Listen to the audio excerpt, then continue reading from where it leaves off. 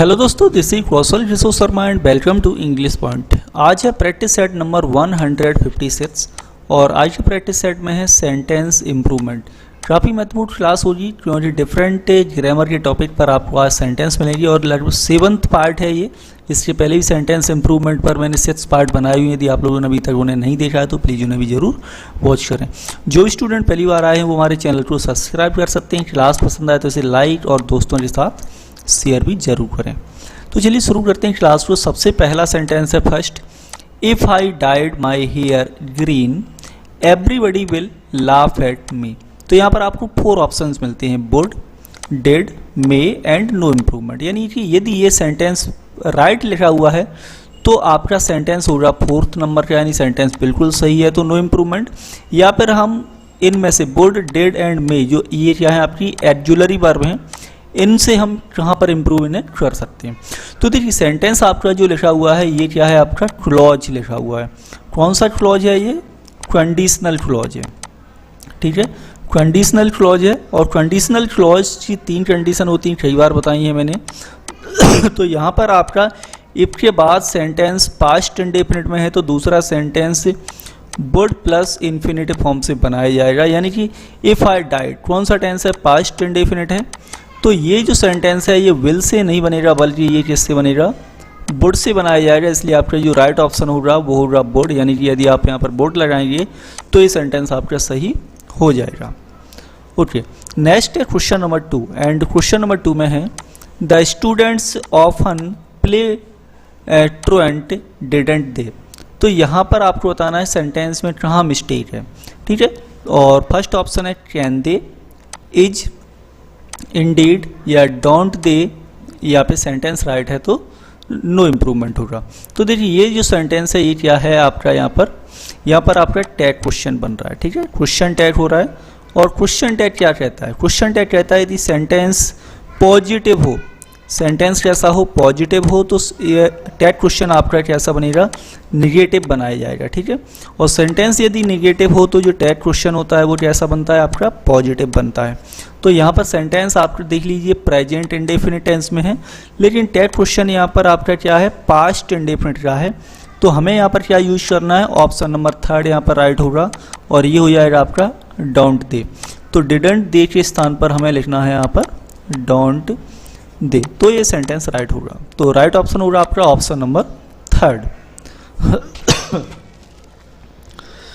Okay, next है question number 3 and question number 3 में है he is adequately provided for the necessities of life.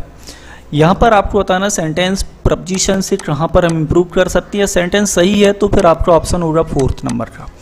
तो sentence ध्यान से देखें तो यहाँ पर क्या मिलता है? प्रोवाइड। आप ऐसे याद रख सकते हैं, प्रोवाइड समबडी, है ना, आ भी सकता है व्यक्ति, नहीं भी आ सकता, विद समथिंग। ठीक है, तो कहने का मतलब है provide takes preposition with, provide somebody with something, है ना, पूरा ईडियम भी बनता है। तो यहाँ पर जो राइट ऑप्शन होगा वो होगा आपका विद। यानी कि यहाँ पर 4 के स्थान पर हमें यूज करना होगा प्रपोजिशन विद। सो आपका यहाँ पर जो राइट ऑप्शन है वो है 3rd ऑप्शन। नेक्स्ट है question number 4 and question number 4 में है the TV news is dotted by non professionals and waited by political higher ups. तो यहाँ पर बताना है सेंटेंस में ये जो वेटेड है इसके स्थान पर वेटेड या फिर वेटेड या फिर रिटर्न या फिर सेंटेंस सही है तो नो इम्प्रूवमेंट। क्या होगा जल्दी से कमेंट करके बताएं क्वेश्चन नंबर 4 में। ठीक है, तो यहाँ पर जो ये आपकी वर्ब है इसे क्या करना है? आप ऑप्शन नंबर 2 से रिप्लेस करते हैं, VETTED वेटेड से। वेटेड मीन्स होता है चेक द कंटेंट क्वालिटी बहुत वेरी केयरफुल, यानी किसी भी चीज़ को बहुत ही केयरफुली से चेक करना, है ना। तो ये यहाँ पर राइट ऑप्शन होगा। तो हम सेंटेंस को इम्प्रूव कर सकते हैं ऑप्शन नंबर 2 यहाँ पर लगा करके। आप भी वीडियो को पॉज करके आप भी कमेंट नीचे करते जाएं और लास्ट में अपना स्कोर भी टोटल देखें। और आज जो क्वेश्चन है वो है आपके टोटल 15। ठीक है, ओके, नेक्स्ट है question number 5 and question number 5 है will you type these letters now. तो यहाँ पर आपको बताना है कोड, कैन, शैल या सेंटेंस सही है तो नो इम्प्रूवमेंट। यानी क्या हम विल को रिप्लेस कर सकते हैं नहीं कर सकते। तो यहाँ पर देखिए आप किसी व्यक्ति से कह रहे हैं will you type these letters now, है ना। तो आप सामने वाले से क्या कर रहे हैं, अपना काम करवाना चाहते हो, तो आपको क्या करनी पड़ेगी वहाँ पर, तो आपको वहाँ पर करना होगा रिक्वेस्ट। अब रिक्वेस्ट के लिए आप क्या यूज करेंगे, कुड, कैन या फिर शैल। तो देखिए शैल के द्वारा रिक्वेस्ट तो नहीं होती, कैन के द्वारा रिक्वेस्ट होती, लेकिन कैसी, ये लेस पोलाइट होती, पोलाइटनेस बहुत कम, ना के बराबर होती है। हाँ कुड के द्वारा ये मोर पोलाइट है, मोर पोलाइट देन कैन। और वेरी पोलाइट भी कह सकते हैं कि इसके द्वारा काफ़ी पोलाइटनेस आ जाती है। तो आप यहाँ पर विल के स्थान पर कुड का यूज करें तो ये सेंटेंस आपका राइट होगा, यानी कि ऑप्शन नंबर फर्स्ट यहाँ पर करेक्ट होगा। ठीक है, नेक्स्ट है सेंटेंस नंबर 6, और सेंटेंस नंबर 6 में है the traveller commanded of the peasant, peasant means मतलब फार्मर होता है, किसान, he would tell him the way to the nearest village. तो यहाँ पर बताना है कि जो आपका ये वर्ब है कमांडेड ऑफ द पीजेंट, यहाँ से, तो यहाँ पर हम किससे रिप्लेस करके सेंटेंस सही करें, या फिर सेंटेंस ऑलरेडी पहले से ही सही है। फर्स्ट ऑप्शन है exclaimed of the peasant if he would, inquired of the peasant if he could, या replied of the peasant whether he will, या फिर सेंटेंस नो इम्प्रूवमेंट। तो देखिए यहाँ पर हम इसे नरेशन के अकॉर्डिंग देख सकते हैं कि इस नरेशन क्या कहता है, इनडायरेक्ट नरेशन। तो इनडायरेक्ट नरेशन में the traveller commanded of the peasant, है ना। अब ट्रेवलर पीजेंट से कमांडेड नहीं करेगा, क्या करेगा, इंक्वायर कर सकता है। एक्सक्लेम्ड तो नहीं है, रिप्लाइड भी नहीं, क्योंकि उसने कुछ पूछा ही नहीं है, इंक्वायर्ड हो जाएगा, इंक्वायरी कर सकता है, इंक्वायर्ड ऑफ द पीजेंट, है ना। अब इंक्वायर है तो सेंटेंस कैसा होगा, ये इंट्रोगेटिव होगा, उसने क्वेश्चन पूछा होगा, तो यहाँ पर आप इफ कंजंक्शन का यूज भी कर सकते हैं, और यहाँ पर आप कैन का कोड हो जाएगा, डायरेक्ट नरेशन में कैन हो सकता है ना। तो यहाँ पर ये आपका राइट ऑप्शन होगा option number second, question number 6 में। नेक्स्ट है question number 7, and question number 7 है as I was new to the place I felt like a fish in water. Okay, तो ये पूरा ईडीएम है, याद रखिए, फील लाइक अ फिश। अब आपको ये बताना है कि यहाँ पर क्या यूज होता है ना, इन वाटर होगा, विद वाटर होगा, या आउट ऑफ वाटर होगा, या सेंटेंस सही है ये तो फिर आपका नो इम्प्रूवमेंट होगा। ठीक है, तो आपको बता दूं कि एक इडियम है आपका feel like a fish out of water, out of water. इसका मतलब होता है कि एक ऐसा पर्सन जो किसी पर्टिकुलर सिचुएशन में अनकंफर्टेबल है ना। जैसे मान लो कि वाटर से यदि आप बाहर, आउट ऑफ है ना, वाटर से बाहर यदि आप फिश को निकालेंगे तो क्या करेगी, वो अनकंफर्टेबल महसूस करेगी किसी पर्टिकुलर सिचुएशन में। तो ये आपका ईडियम है, और आपका जो राइट ऑप्शन होगा ये होगा option number 3, felt like a fish out of water. यदि आप ये लाइन लिखेंगे ऊपर तो सेंटेंस करेक्ट होगा। नेक्स्ट है क्वेश्चन नंबर 8। क्वेश्चन नंबर 8 में है the flood affected people are looking forward with the visit of the governor. तो यहाँ पर बताना है कि जो फ्लड से अफेक्टेड लोग हैं वो क्या कर रहे हैं, लुक फॉरवर्ड। अब आपको बताना है कि यहाँ पर लुक फॉरवर्ड टू होता है, या ऑन होगा, या फो होगा, या फिर विद ही प्रपोजिशन आता है, तो ये सेंटेंस आपका राइट भी हो जाएगा। कीजिए, जल्दी कीजिए कि कौन सा यहाँ पर होगा राइट ऑप्शन। तो देखिए जो आपका फर्स्ट ऑप्शन है लुक फॉरवर्ड टू, ये राइट है। And look forward to means क्या होता है, to anticipate something with pleasure, है ना, प्लेजर के साथ एंटिसिपेट करना किसी चीज़ के लिए। तो यहाँ पर आपका जो राइट ऑप्शन है ये होगा फर्स्ट वन। ये भी याद कर लें, लुक फॉरवर्ड टू होता है, बिल्कुल याद ही रखना है। इसी तरह ये कई बार आ चुका है, कई बार सेंटेंस में आया लुक फॉरवर्ड टू का भी। नेक्स्ट है क्वेश्चन नंबर 9, और क्वेश्चन नंबर 9 है he is fond of saving money. और यहाँ पर आपको बताना है होर्डिंग या नॉट स्पेंडिंग, या स्पेंडिंग केयरफुली, या फिर सेंटेंस सही है, बताइए जल्दी से कमेंट करके बताएं। तो ये सेंटेंस है ही इज, फॉन्ड आपका क्या है, एडजेक्टिव है, fond always takes preposition of, यहाँ तक भी करेक्ट है। इसके बाद फॉन्ड ऑफ मतलब सॉरी नो, इसके बाद क्या है कि सेविंग हो रही। अब सेविंग का मतलब कि ये वर्ब में आईएनजी, बिल्कुल प्रपोजिशन के बाद यदि आप वर्ब लिखेंगे तो उसमें आपको आईएनजी लगाना होगा। ठीक है, प्रपोजिशन के बाद यदि आप वर्ब लिखेंगे तो आपको उसमें आईएनजी लगाना होगा। इस तरह से सेंटेंस आपका बिल्कुल राइट है। आपका सेंटेंस का जो ऑप्शन होगा वो होगा फोर्थ वन। ठीक है, सेंटेंस का जो ऑप्शन होगा वो होगा आपका फोर्थ वन। ओके, नेक्स्ट है question number 10 and question number 10 है he comes often to our house. और आपको बताना है कि कम ऑफन होगा या ऑफन कम्स होगा या ऑफन कम होगा या सेंटेंस नो इम्प्रूवमेंट है।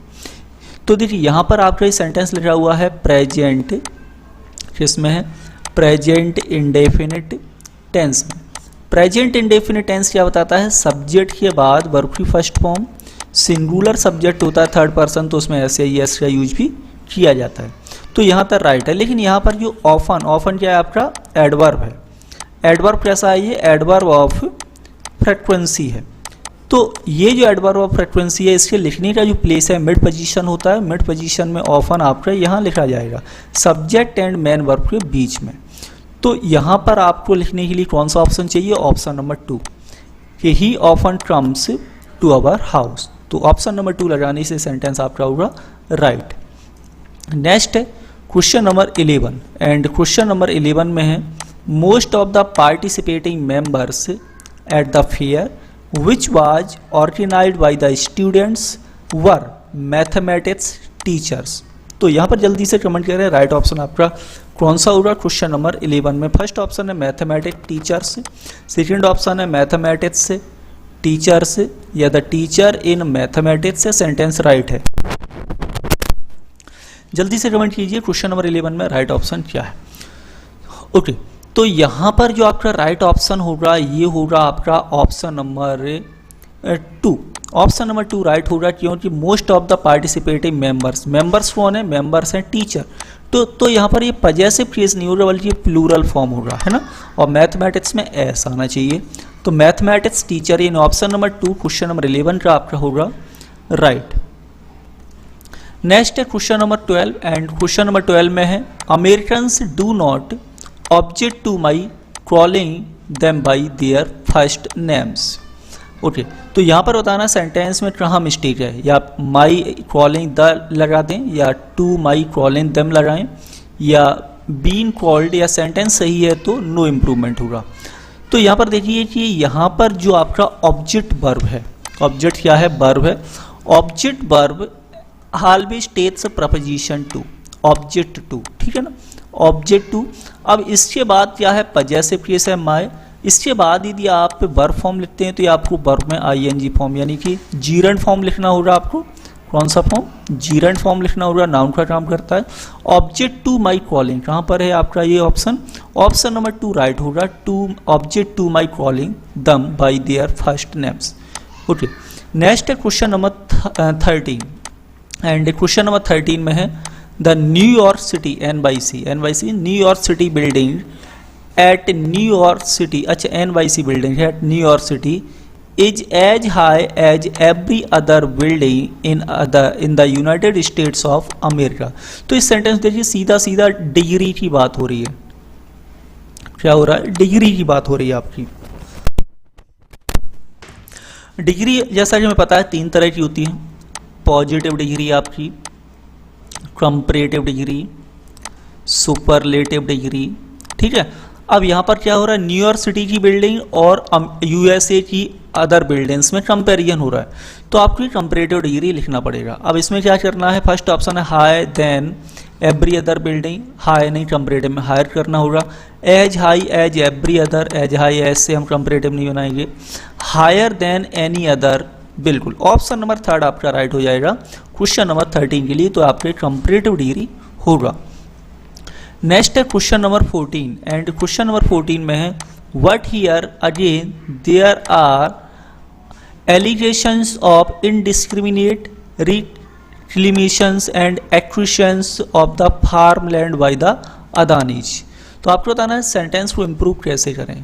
फर्स्ट ऑप्शन है reclamation and also acquisition by the farmland, या reclamation as well as acquisition of farmland, या फिर reclamation and acquisition of farmland. जल्दी से कमेंट कीजिए राइट ऑप्शन आपका क्या होगा यहाँ पर।